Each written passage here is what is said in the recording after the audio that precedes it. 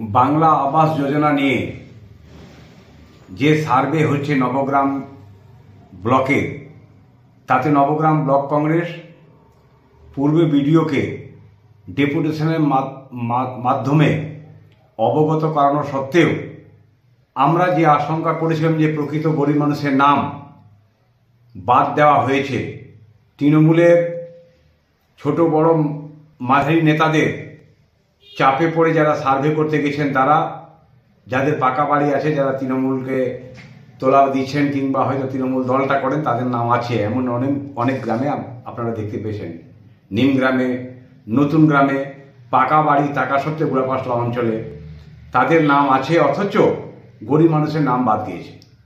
নারায়ণপুর গ্রাম পঞ্চায়েতে পলসন্ডা গ্রামে সুনীল মণ্ডল বলে অত্যন্ত গরিব মানুষ, সে কোনো রকম রিক্সা ভ্যান চালিয়ে তার জীবিকা নির্বাহ করে।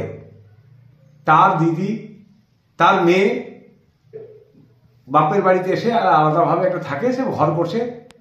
এই কারণ দেখিয়ে তার সুনীল মণ্ডল, পিতা শম্ভু মণ্ডলের নামটা বাদ দিয়ে দেওয়া হয়েছে, অথচ সে প্রাপ্যের। এরকম সাহেব মণ্ডল, পিতা কালু মণ্ডল, যেটা শ্যাম মণ্ডল, তিনি গরিব মানুষ, কারেন্টে বিদ্যুতের শর্ট খেয়ে মারা গেছিলেন। বাড়ি বলতে নেই, আপনারা দেখলে বুঝতে পারবেন, তাদের নামগুলো বাদ দেওয়া হয়েছে। প্রত্যেক অঞ্চলে, নবগ্রাম 10টা অঞ্চলে 2-5টা করে প্রত্যেক বুথেই পাবেন যে পাকা বাড়ি আছে, দোতলা বাড়ি, এমনকি দোতলা বাড়ি পর্যন্ত আছে।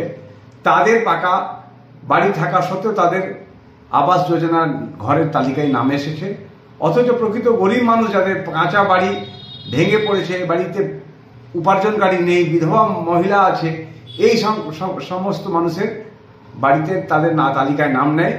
স্বাভাবিকভাবে প্রশ্ন উঠছে যে আপনারা দেখতে পেলেন যে বিভিন্ন জায়গায় টাকা মারফত তোলা দেওয়া না দেওয়ার জন্য তাদের নাম বাদ দেওয়া হয়েছে। তোলা চাইতে যাওয়ায় আপনারা দেখলেন